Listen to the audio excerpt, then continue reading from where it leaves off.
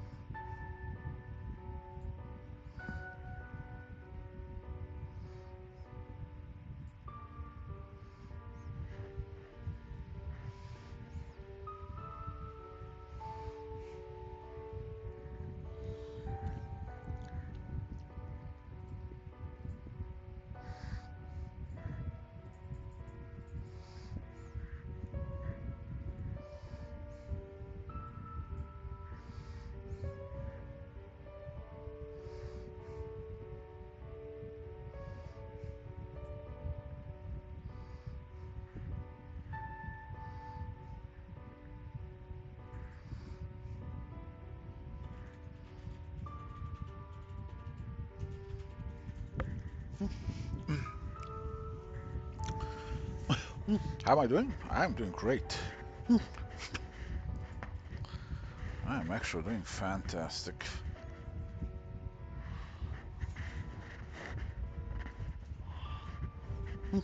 Got a bunch of good news today, so I am cooking.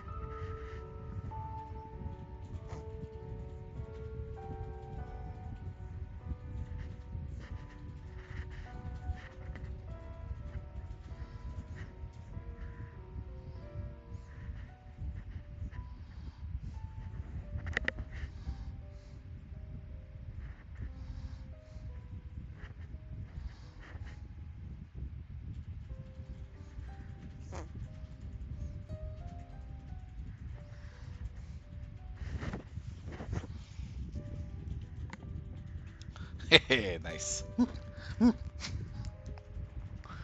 We're off to the final stretch.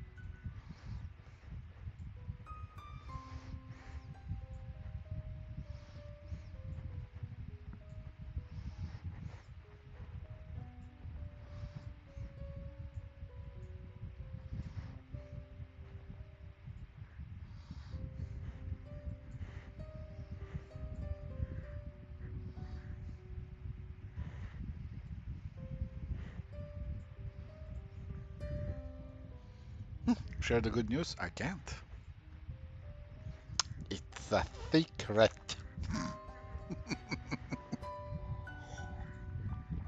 But depending on how it goes, it could be fantastic news.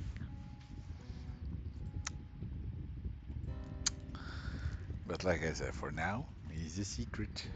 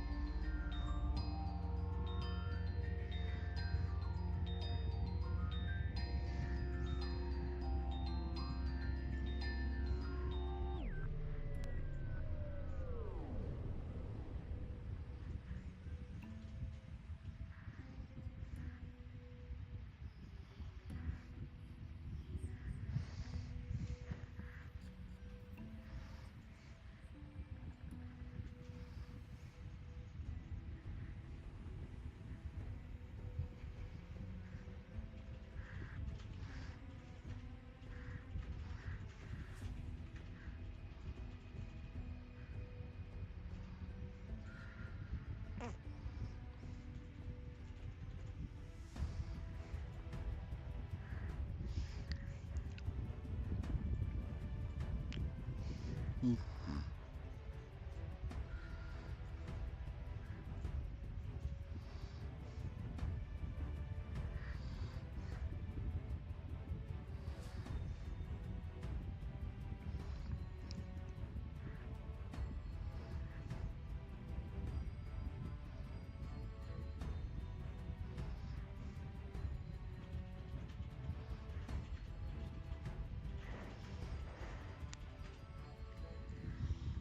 Mm.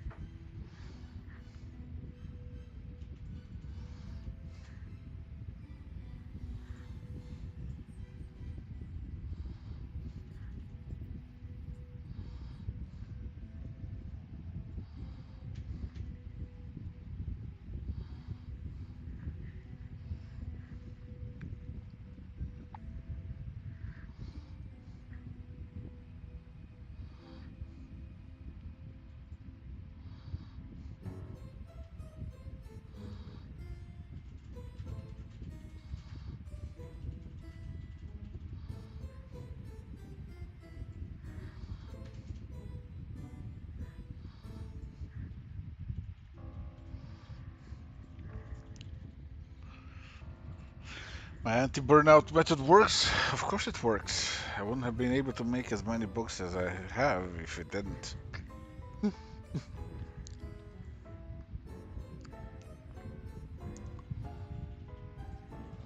Because I would have been the first one to burn out otherwise.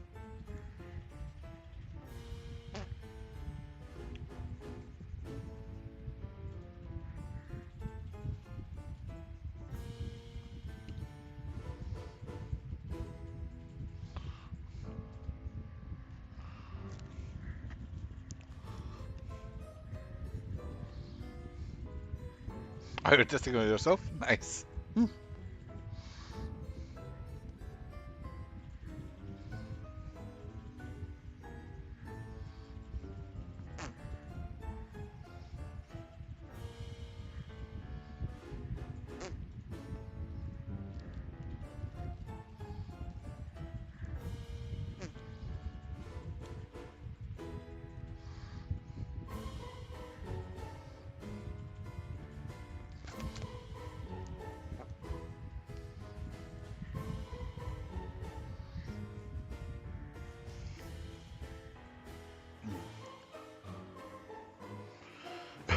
Do I remember my level up moments? I'm still having them. I'm far from done. But level up moments are deceptive because one day you make a thing and you're like, oh my god, what did I just make? Oh, I, I think I got it.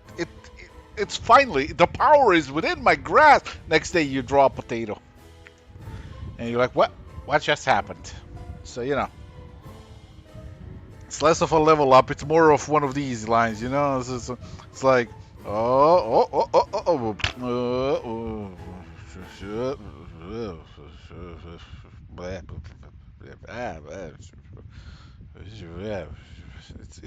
it's this. It's always this, and it's frustrating because when you're here, this seems like you're fucking leveling down, and you're still leveling up. It's just not everything clicks immediately perfectly, so it's a frustrating experience, but it's a worthwhile one. So I've had a lot of level up experiences, then I had the immediate level down experiences because I couldn't replicate it. But then 3 tries later, I can replicate it, and I'm like, oh, so I did figure it out. Maybe.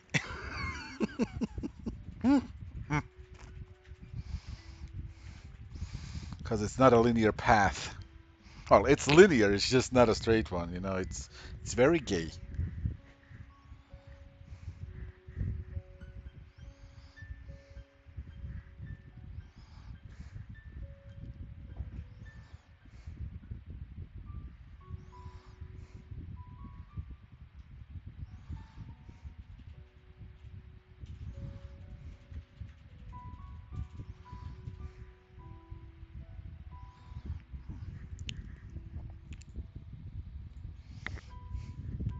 It's a wibbly wobbly timey wimey. Exactly.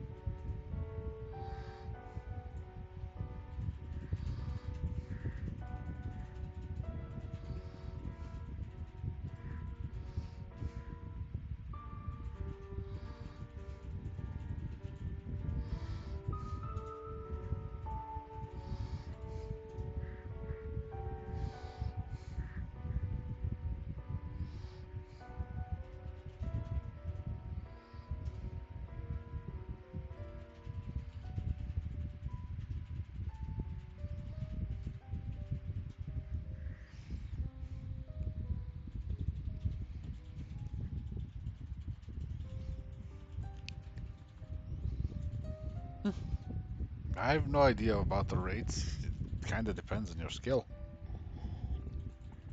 You know, if your skills are, I can draw two people standing wooden for 5 panels, pretending like they're having a conversation. You're gonna command different traits than, somebody who can properly draw characters interacting in a space and environment. And when you come to a dynamic scene, you actually can pull off a dynamic scene. So, you know, that's what's gonna get you the rates. Can you draw characters that look appealing?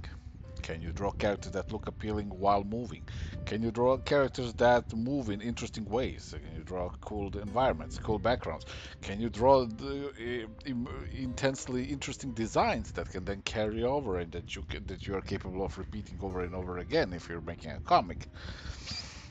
All of those things are gonna be a difference between you being paid, you know, $50 per inked per drawn page to, sky's the limit, really, depending on what you're doing, or or if you're good enough to then command your own, life and just basically do create your own, then you're good enough to actually, earn extremely good money with that, to the point where others can't even afford you because you're just making it on your own. And then again, it always is that. It always is, what are you bringing to the table as an artist?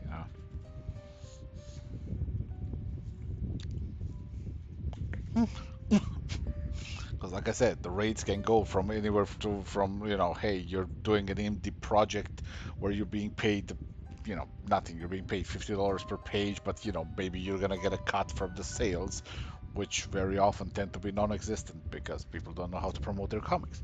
Or you can be a you can be a superstar and start commanding page rates of $1,000 and up, depending on how good you are, So it really does come down to that, because they don't tell you the rates because again, it depends on you, depends on what kind of an artist you are.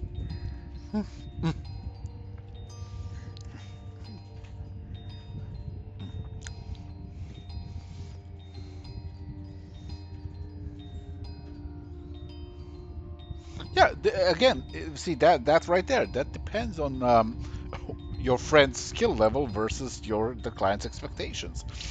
Now, when it's a client, I'm guessing it's very often like you'll deal with somebody who either is trying to exploit you or recognizes the skill and wants you around for the longest term. And again, it also depends on are you an illustrator? Are you making comics? Are you capable of making a comic on a monthly basis? Again, all of those things basically add to your value, Because let me put it to you like this: comic industry isn't really starving for cover artists. Okay, they want page masters. They want people who are gonna do a comic a month and just keep making them. Or if you're in Europe, you're not gonna be doing a comic a month, but you're gonna be doing something that's very high production value through a longer period of time. But you're still gonna have to be able to produce quality on a deadline, and that quality has to be something that people are willing to pay for. And again, this is what's going to dictate whether or not you're gonna be paid, chump change, or you're gonna be paid big money.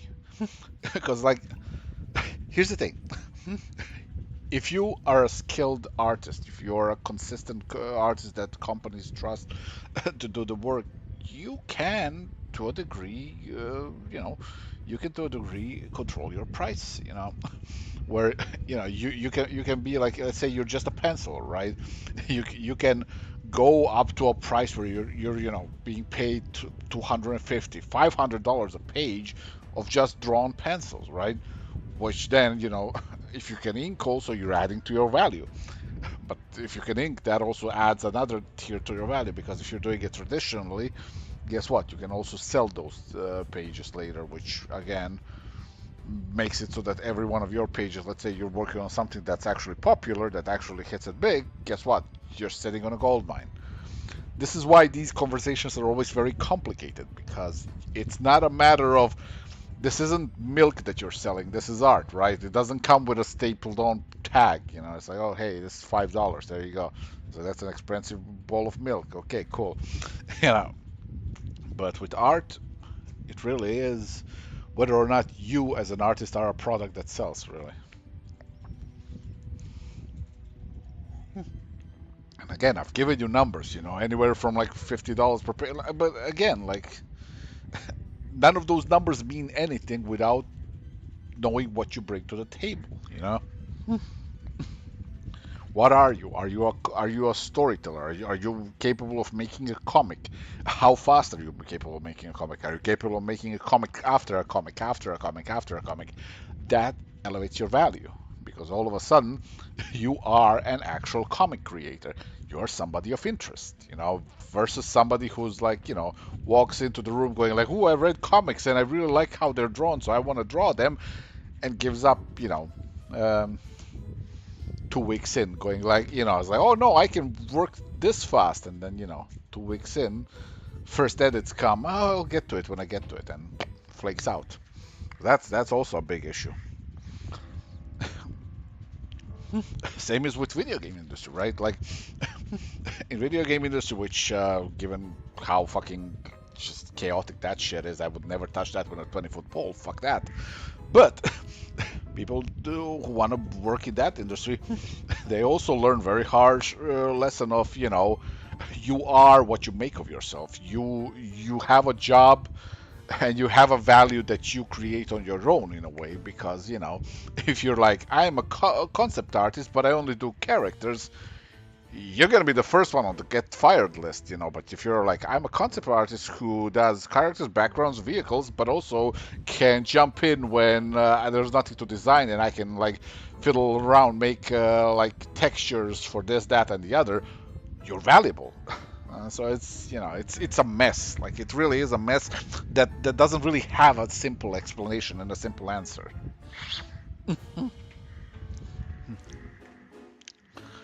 Yeah, of course. Like, listen, I've been there myself. You know, it's like I've asked for too little at times, and then, you know, at some point somebody offers you what you are relatively worth at the time, and you're like, oh, oh yeah, no, that's my price now. You know, because it's like nobody really guides you through this. But the problem is nobody can guide you through this because at the end of the day, it's a prove yourself kind of a business. You know, whether or not you're video games, whether or not it's comics, whether or not it's illustration, like it is kind of earn your name kind of a job, you know? And that's a problem. This is why, you know, nobody can tell you concisely, going like, hey, oh, you're doing this. This is the price range. Like you'll see, like there's price ranges posted by comic creators, right? Like there's a whole thing where people were posting price ranges on Marvel, DC, and like how much they get per page, and like yeah, those are certainly price ranges. I you know some people get more, some people get less, depending on what you do with that. You know, as somebody who does uh, penciling, inking, coloring, I command much higher price ranges because I do it all. If I'm doing writing as well, well, holy shit, you know. But then, you know, currently I just kind of do my own thing. So my price ranges are what I make and what I earn from the sales of my own work. So it's a different thing again. Hey, Rachel. And hey, Rachel. I'm gonna take a wild guess it's the same person.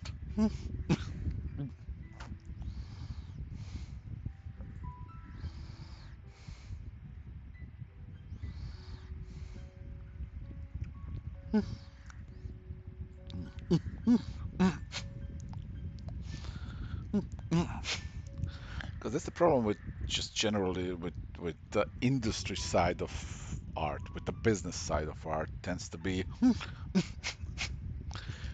you, you tend to be kind of replaceable and expendable to a degree. So you kind of have to do whatever you can to make yourself not that, you know, best way possible, you know, end game. You create your own stuff that you can own. You cultivate your own audience, and at that point, nobody can fire you but your own stupidity. You know, it's like if you all of a sudden turn into an idiot or an asshole and start, you know, arguing with your audience on a daily basis, like yeah, that'll do it. But you know, beyond that, that's the dream. You know, you make your own thing, you own your own thing. All of a sudden, you don't have to worry about going gig to gig, or hell, even you know just being in a in a company that you're hired for. Because like at the end of the day, again, there is that matter of replaceability, right? Doesn't matter how good you are, you are generally going to be the flavor of the month, year, at most a decade. But what happens after that, you know? Because your style may be really the hottest shit ever, you know, at the time, you know. Rob Liefeld was once the king, you know, for kids in the 90s. Nowadays, not so much, you know. So all of that is very flaky. So there's that to consider.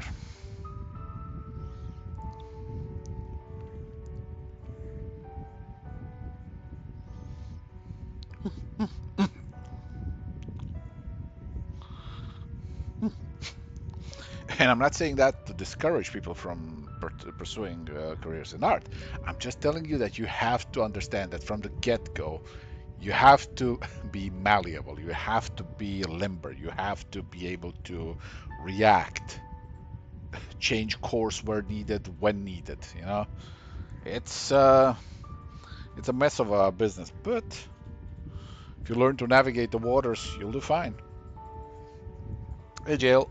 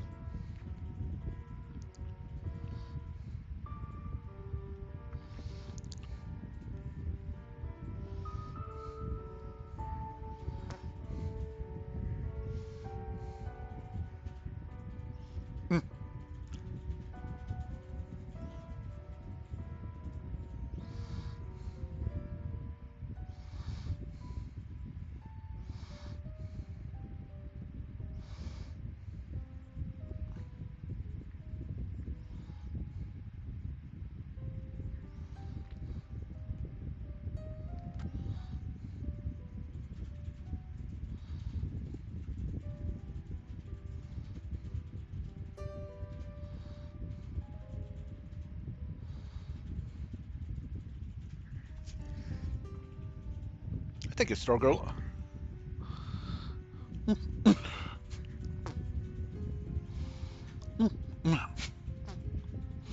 Just blocking in this page because I want this one to be a little bit more kind of painterly almost. And then I'm gonna take it back to Photoshop for inking and standard look because I don't want to overcommit to the rendering. But I do love the way that the wash brush, the color mixing in Clip Studio works. So whenever I have an excuse, I take it here. Yeah, you're welcome. You will become the pirate of the commissions. Haha, sail the seas. Navigate.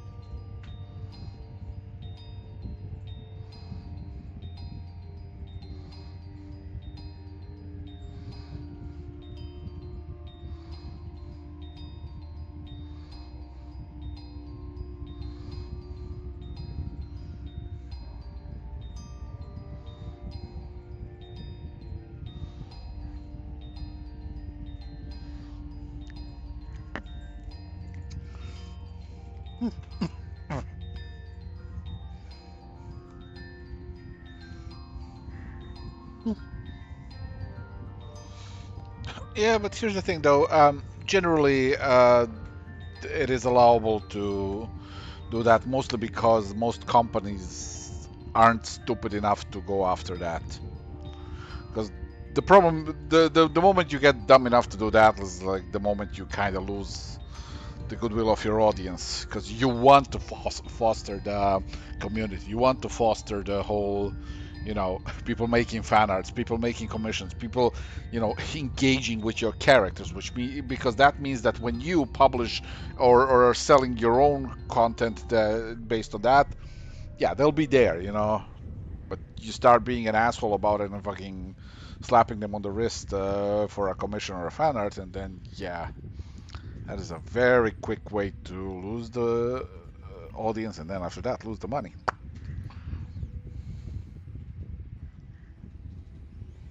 Disney try, yeah. Like, they do have the right, but you know, like you look at Japanese manga market, right? Like, just they have entire festivals based on just around people making fan comics, and not usually of the wholesome variety. There are some, but but they're smart enough to understand that it's the community. That's the fans, and they will do that stuff. You can either fight them on that, or you could just you know let them enjoy the content, let them express their appreciation of it. Not always in ways that you're gonna like, but you know what? Those are the same people who are going to turn around and actually buy the thing later. So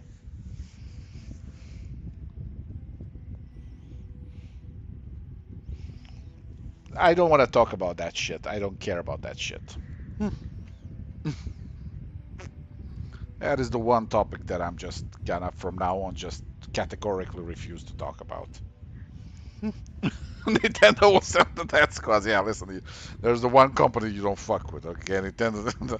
Nah, even Nintendo doesn't give a shit. Like they just don't want you to actually, fucking take and remaster or like extract their games because well, sooner or later they can earn money on that on their own, so they won't let you do that. But yeah, I was like, oh, I was like, what'd you do? I killed 6 people. How about you? What are you in for? I I emulated Mother 3. Oh shit, hardcore.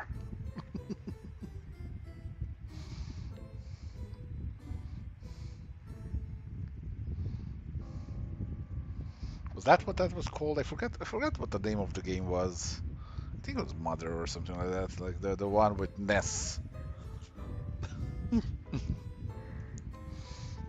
You did porn from Nintendo? Take a fucking number.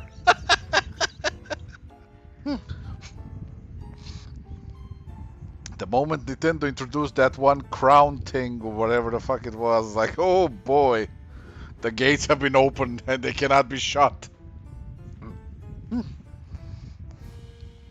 It's like, did you mod a Nintendo game though? It's like, I mod a Nintendo game. All right, get him.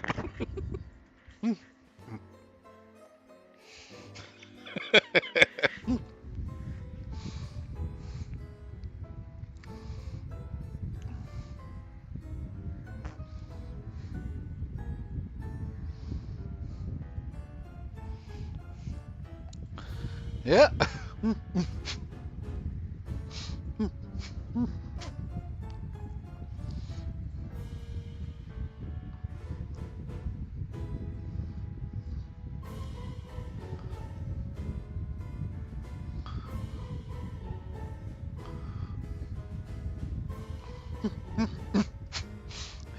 Sometimes I wonder what it must have been like for the person who did the first drawing of Bowsette and just went like, "What just happened?"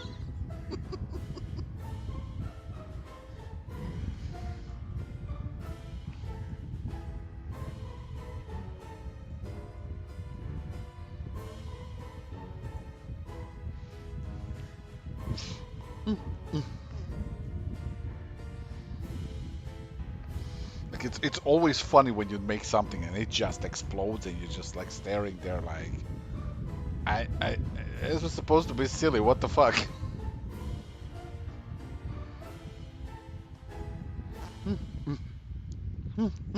Meanwhile, you try to gain any traction with something of your own, it's just like crickets. But that's why do two fan arts to one original thing is a perfectly valid method. Listen, you want to get people to notice your work. You want to get started with that. Two fan arts, one of your own. Two fan arts, one of your own. Two fan arts, one of your own. Do that for a while until people actually get interested enough in your own thing. Then you flip it. Two of your own, one fan art. Two of your own, one fan art. That's how you get them. Now, whether or not you can keep them, that depends on whether or not you have a plan of what to do with your own thing. But That's a hole.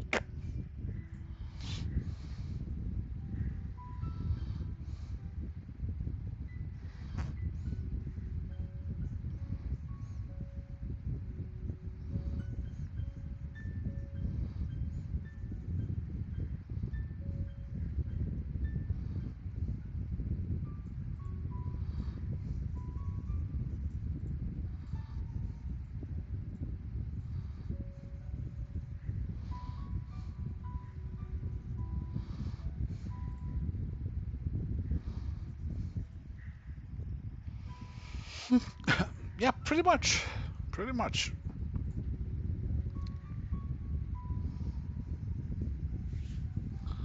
Unless you get really lucky and you make an OC that just makes people's fucking heads explode from the get-go and just go like, "Ooh, can you tell us more about them?" And then you do that.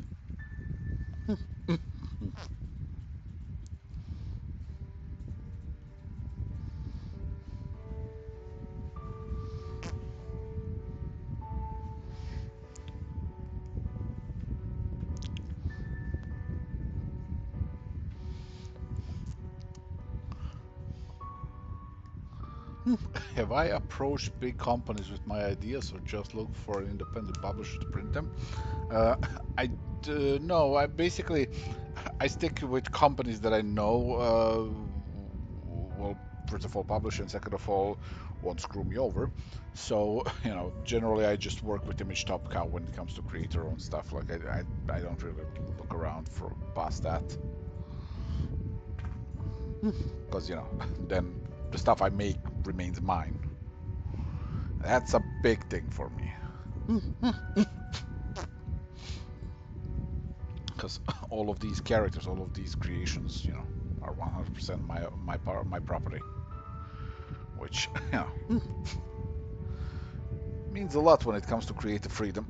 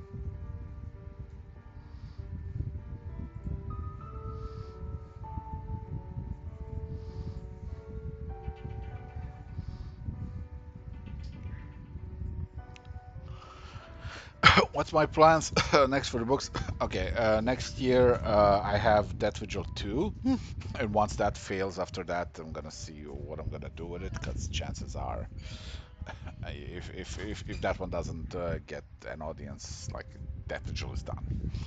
Uh, Past that point, we have Fine Print 3. That one I'm very comfortable with. That one I'm very sure with.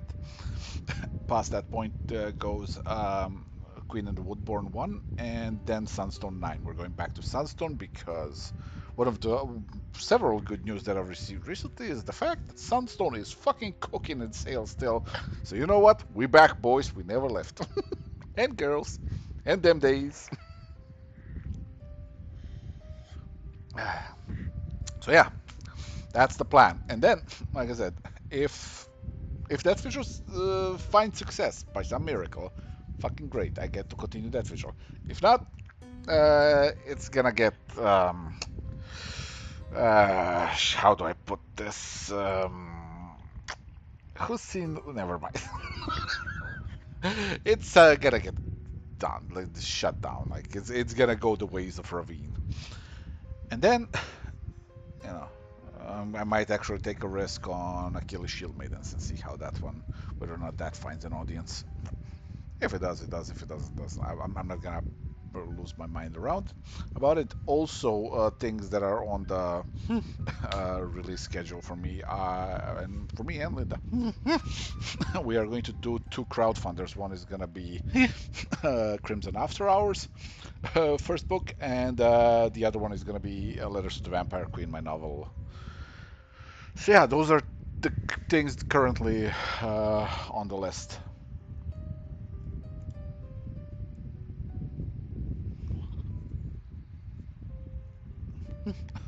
Does one approach them with a Bible or a finished product? Generally, when you're trying to pitch to a publisher, you need like, let's say 10. Ideally, you want to have at least one issue, but like what they're technically asking you tends to be like somewhere between 5 and 10 pages.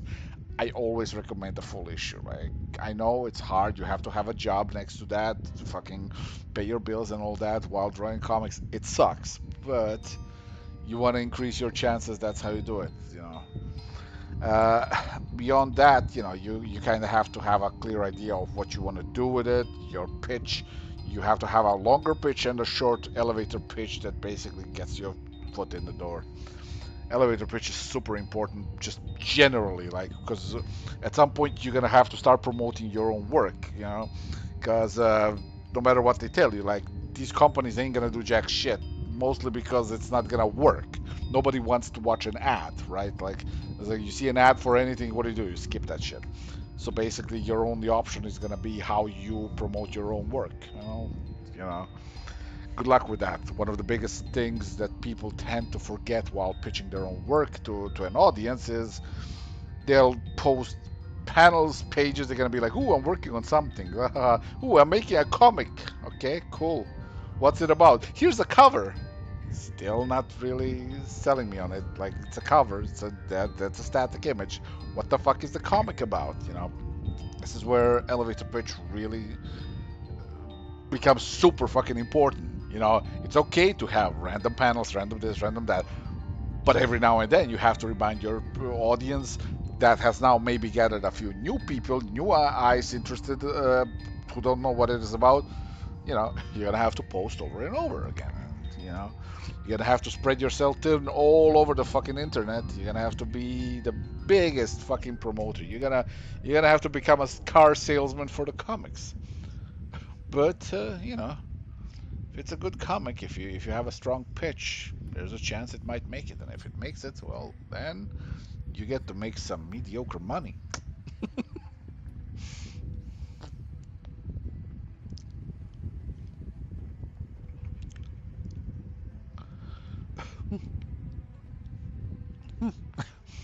You finished with that visual? Yeah, it's one of my favorite books, but unfortunately, it doesn't have a viable amount of audience. Because you can't have a graphic novel series where you're selling it to like 2,000 people. Like at that point, it's just you know it's not worth it. It really isn't. Like, yeah, sure.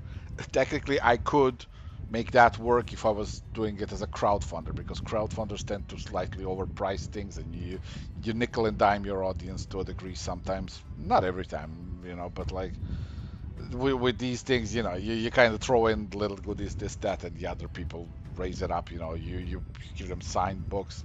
That's a tier of its own and all that.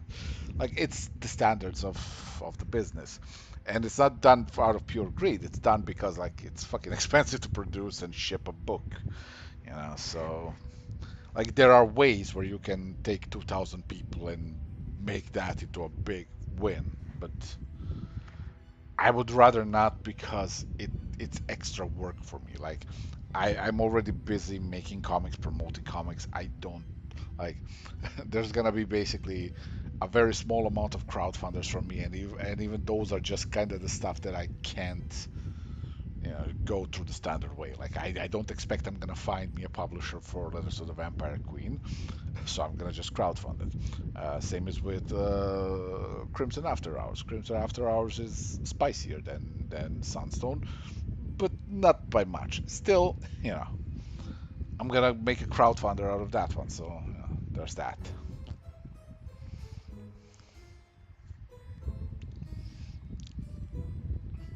Yeah, of course you'll sometimes buy a comic based on covers, but most of the times, unless it's a cover done by somebody who really knows what they're doing, it's just gonna be a picture, you know. It's like, oh, there it is. I say, oh, here's the cover. Here's my character snarling at you. Alrighty then, you know. And they offer fixed amount of money, percentage of the profits. Basically, depending on who you go with, you know. With for instance, with Image Comics, it's a very simple work. Is you know, if they accept to publish your work, they don't have anything to do with your work. Basically, everything is yours, but also all of the costs are yours. They take, I think, like 10% from profits, and that's their cut for you know, doing the publishing and doing all of the other stuff. But generally, printing costs, everything like that comes out of your profits. So, but again, if you get a successful series, like, you're still going to earn vastly more than you would, you know, on a work for hire book, for instance. So it's kind of like, you know, it's basically taking a chance on yourself. It's a dangerous proposition for a lot of people. It's a scary one as well, but you know, if you got the courage to go about it, you know, you can do some cool stuff.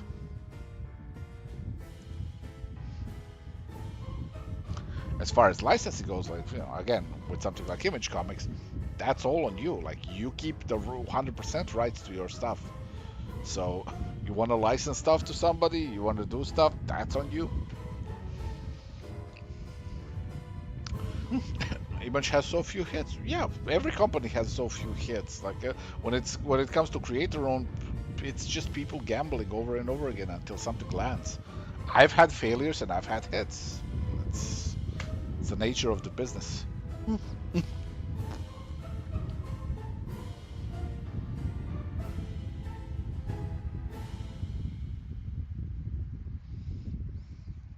Yeah, Image has great stories, and Image has mid stories, and Image has bad stories. So does Marvel, so does DC, so does Dark Horse, so do manga, so does everybody. Like, that's not a, you know, that is not a qualifier of them, you know, as a company. It's just, you know, it's what people bring to the table.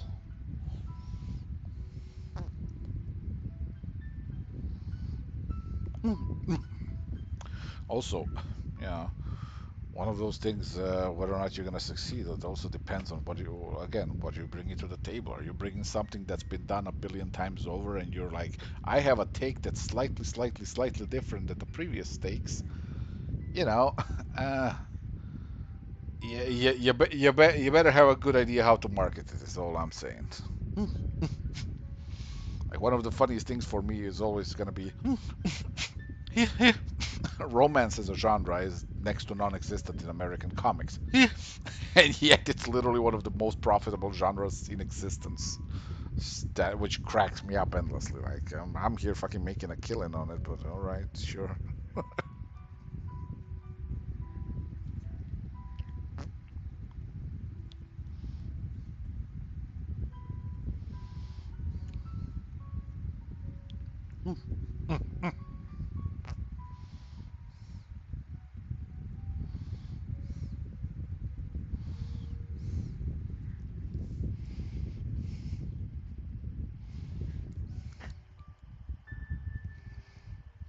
And when I do Kickstarter, where do I print? Do I handle distribution? Do I work with a third party?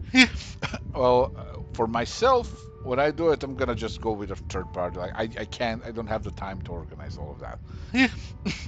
uh, there are companies that handle stuff like that. For instance, like, you can do a Kickstarter. There's also, what's it called? Zoop, I think. They're actually very good on that level, because they can literally do everything for you. Like, and they will take their fixed cut for that, and you know, the rest is yours. So, you know, there's options. You basically have to decide whether or not you value your time more to make the comics or to deal with that. You know, so it's a decision making thing. Their shared universe almost crashed the company because none of the founders can play well together. Yeah, of course. I mean, listen, you're dealing with creative legends who, you know, not all of them like same things in comics, and that's fair, you know. It was a cool experiment, but at the end of the day, they don't need a shared universe. They can just make their own shit. Yeah. I don't have a shared universe with like 10 other people. I have it with Linda, you know. So for us, it's very easy to, you know, keep track out of everything.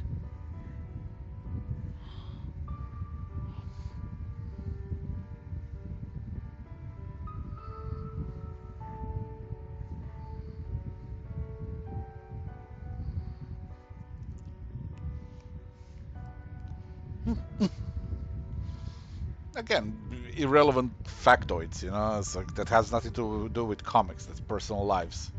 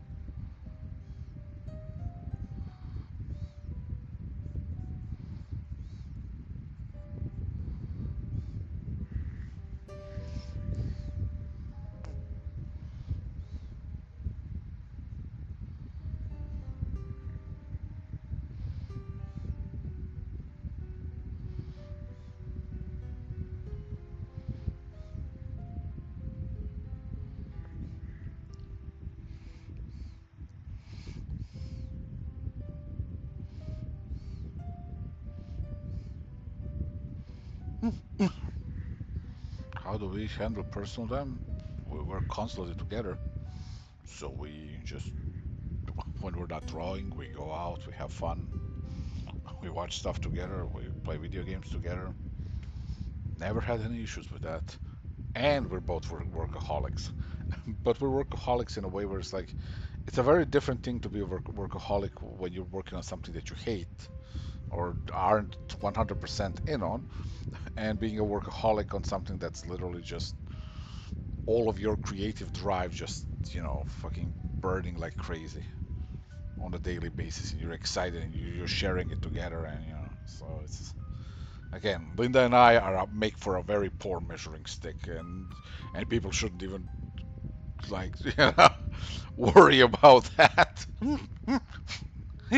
We're one of those people where you know after we were created, they broke the mold. They were like, nah, fuck this, this is stupid.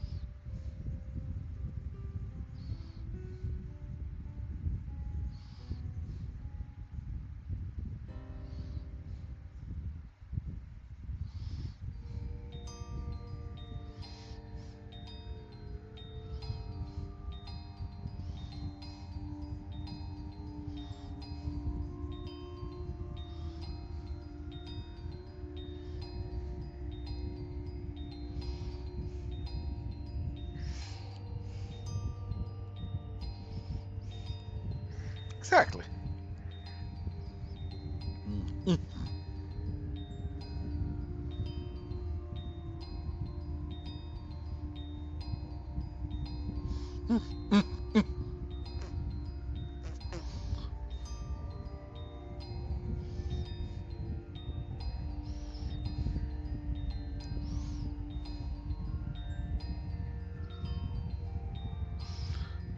Tone correction usage.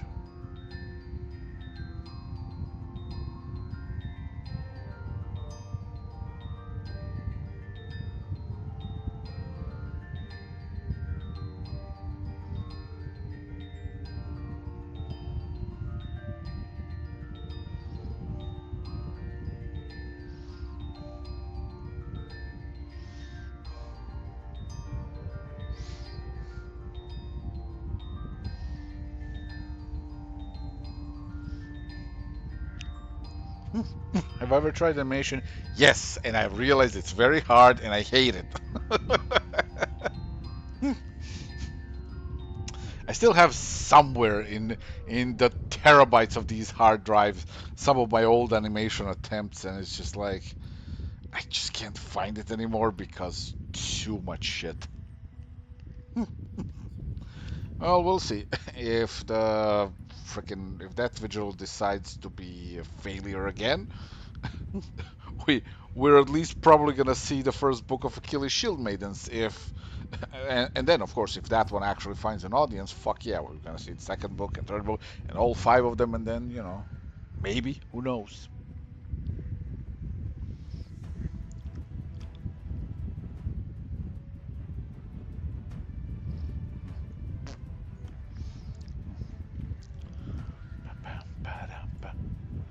Alright, where the fuck is it? Looking for the basic fine print I need.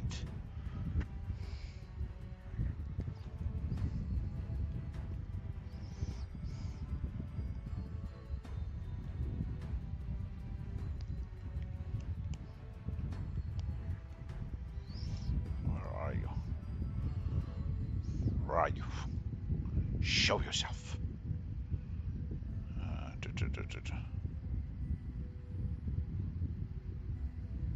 There you are.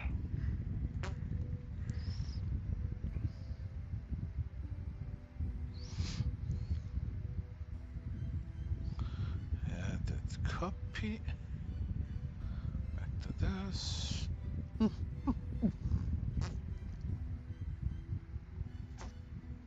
But motherfucking tiff. Anyways, let me just. This is the one thing that I really, really profoundly dislike about Clip Studio. He doesn't understand what a fucking tiff is.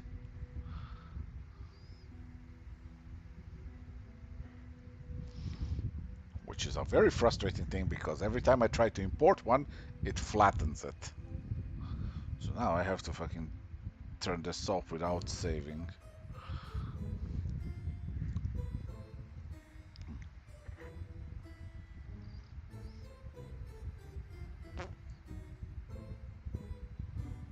Oh, no.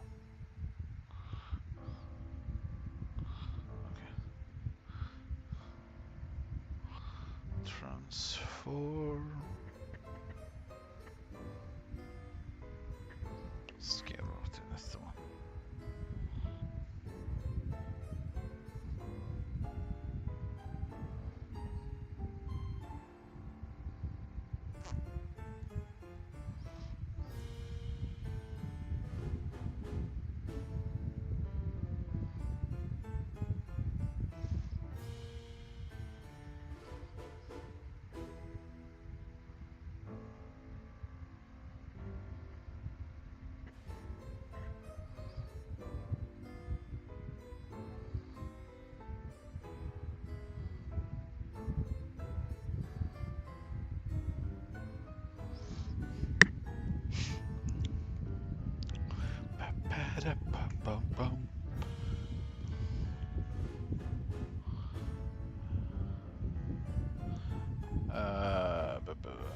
How did I turn in from rendered pages to flat color pages? My pages aren't flat color.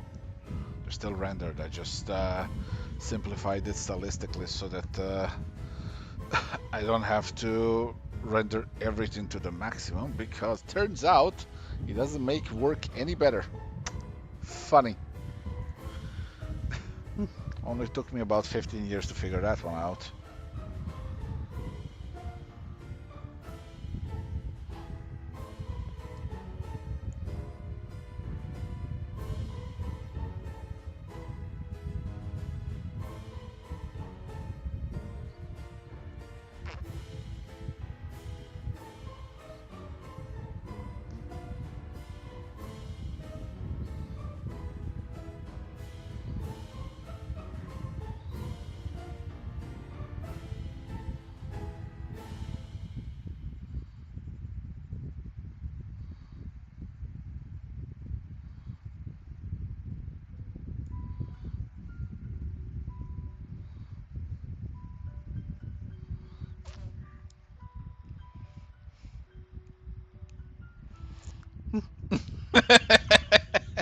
Yes, yes, making Sunstone in GIMP would be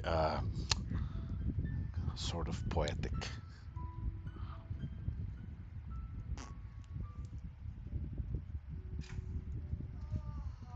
Hi, how you doing? What has it? What's the problem? Oh,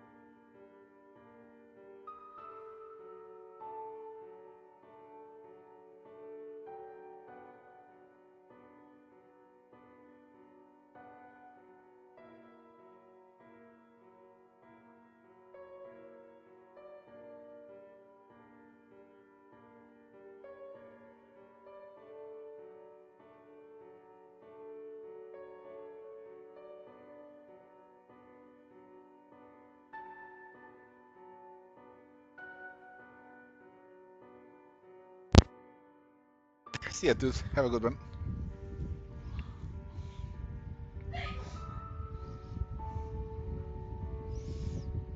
I mean, it's not rendered too loose compared to other titles. Most of my titles are rendered that way now.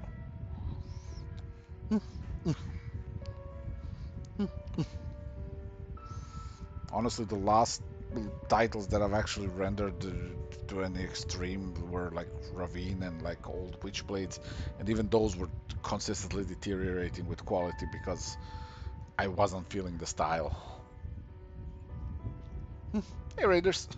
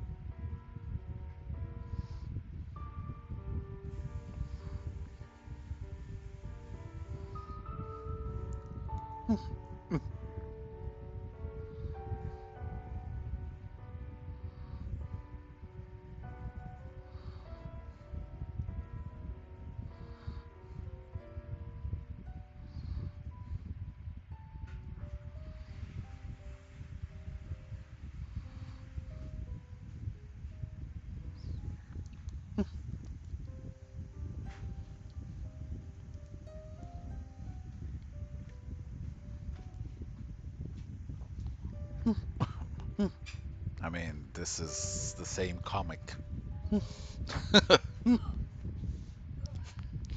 Yeah. People always seem to be under misconception that my comics are very spicy, but the thing is, it's maybe about 1/6 of the content in my comic that deals with sex. Rest tends to be people just being idiots and talking.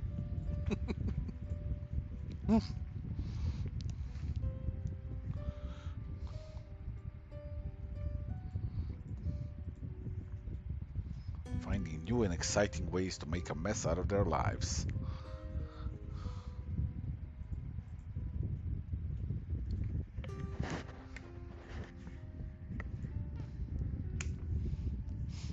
Do I think 3D modeling helped my painting skills? Fuck yeah. I keep saying it like if you want to have a fucking speed leveling for your uh, painting, start start learning 3D sculpting, 3D modeling, start learning rendering, because well, it's gonna teach you qualities of materials, it's gonna teach you illumination, it's gonna teach you a lot of stuff that you just don't generally tend to engage with while you're painting, because like you take a reference and you copy from a reference, and like you see that something is happening, you just don't fully understand why. 3D sculpting and 3D rendering and modeling, that's gonna show you and that's gonna teach you why. You can learn today, you know, because you have to, because you can't make it look good otherwise.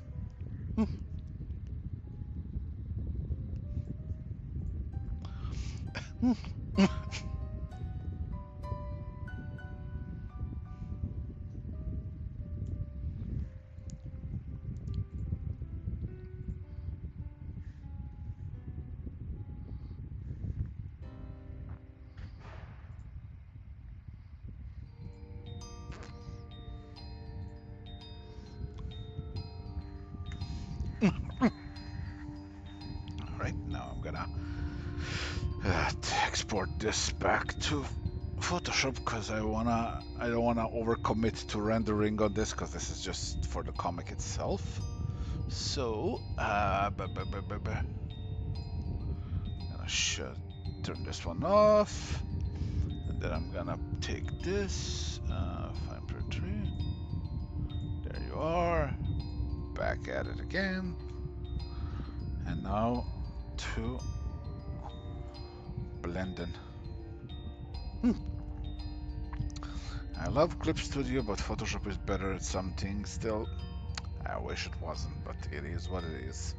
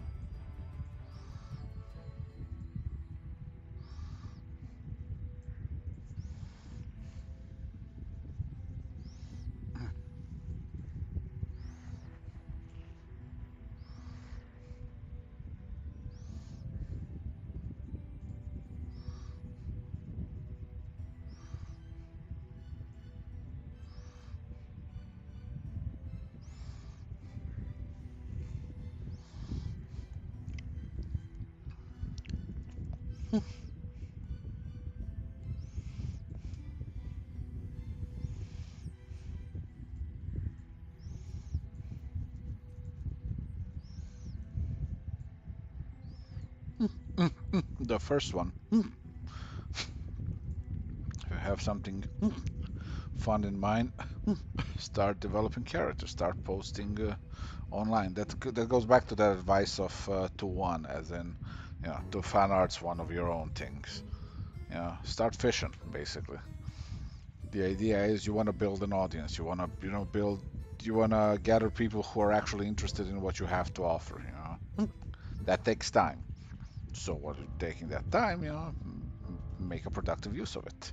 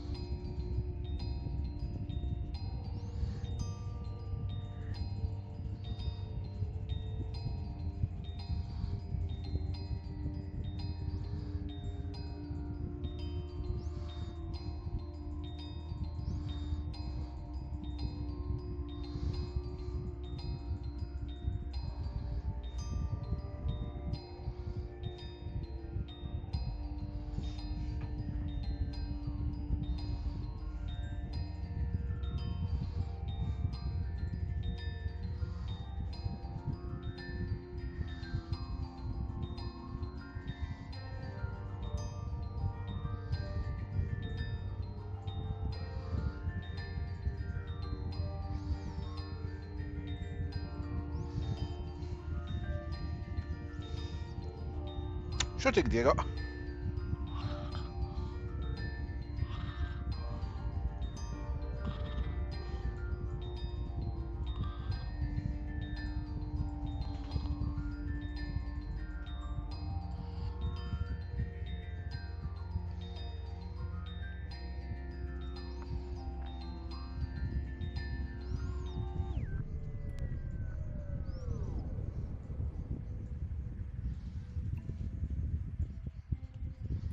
Mm.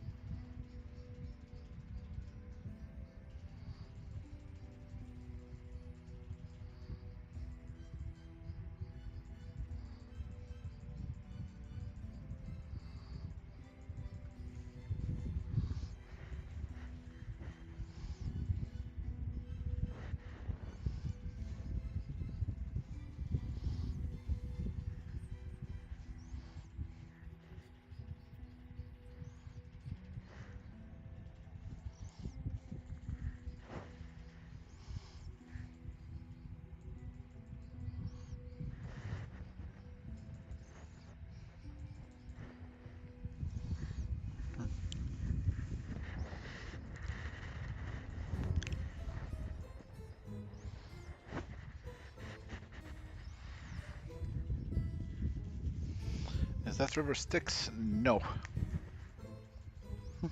Different river.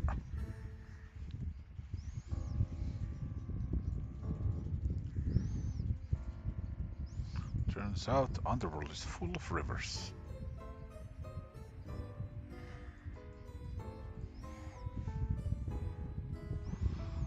I just hope that whatever she's doing right now is reversible.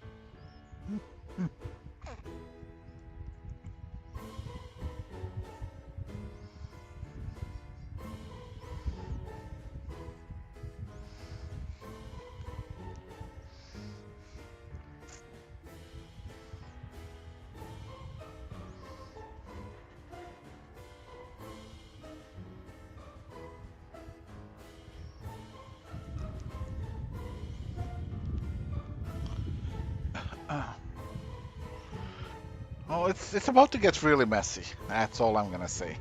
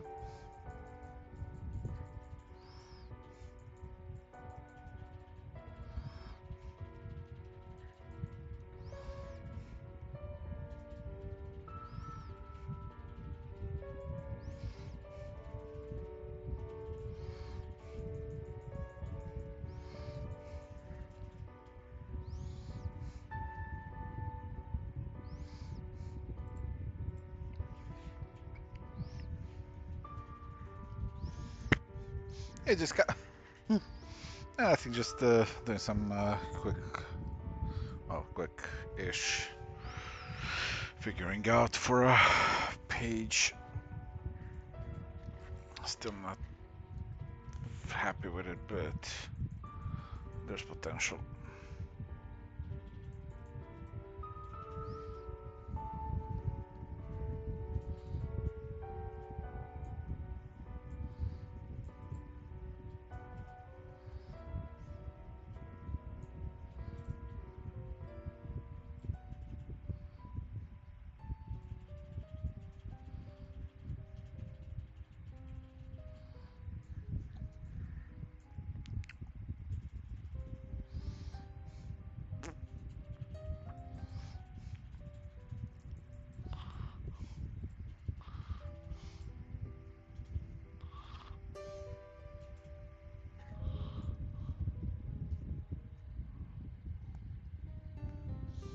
Nice.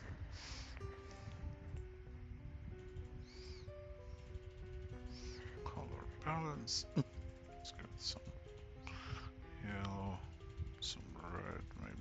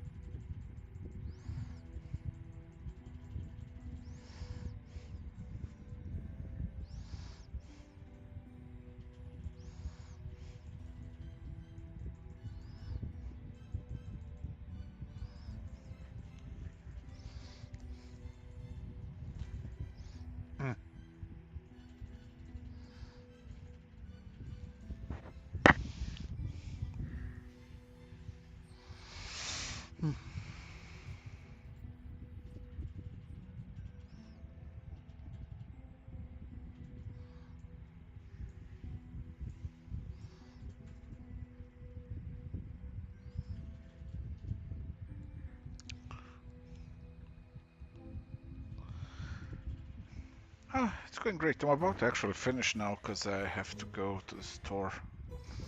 So that's gonna be it for today. So, not bad for 2 hours. I kinda got the sense of depth and the coldness nailed, so now I just have to, fine tune everything. And then simplify it with some cutout filter and some, what's it called?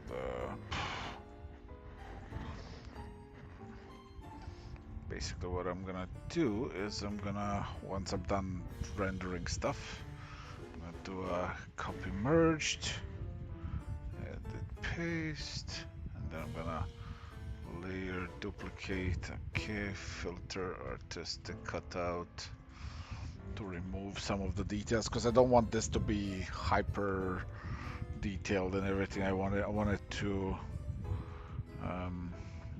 be it's gonna be a comic page, so I want it to fit with the rest. Then I'm gonna paste again, and then on this one I'm gonna do filter artistic poster edges before reduce the opacity of that, and then I'm gonna do some inking on top and then some more simplifying. So it's gonna be fun. It's gonna be cool when by the time it's done. I still have to do a lot of work. Still needs to be like more dress layering, definition, blah blah. Need to finish the feathers. Need to finish this stuff, and then of course the final part is gonna be merge down, layer, merge down. It's gonna be this filter liquify. I'm gonna do a density up, I'm gonna do a pressure up, I'm gonna do size down. And then I'm gonna basically, gonna break apart some of the definition.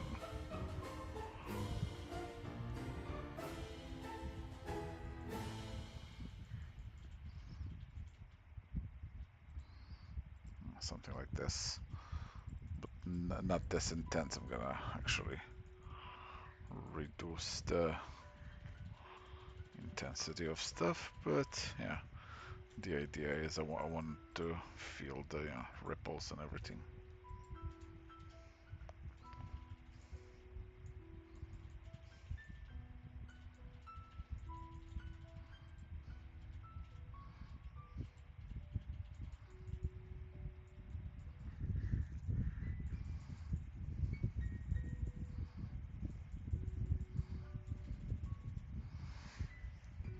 Before I do like a final pass, as that's generally the idea of where it's gonna go, but like still like still need to figure out the skin tone because I'm still not sure what I want to do for the light on this. Maybe I'm just gonna make her face like the saturated point and then have her dive into the coldness here, so that's gonna be a thing. Just saturate.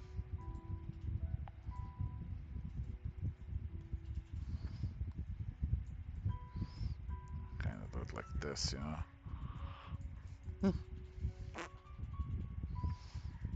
Yeah, that's gonna work, I think.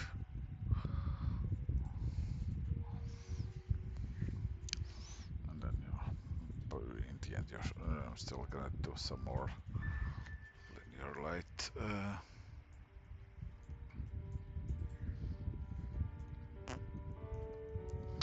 Come on, deselect. It's gonna be some,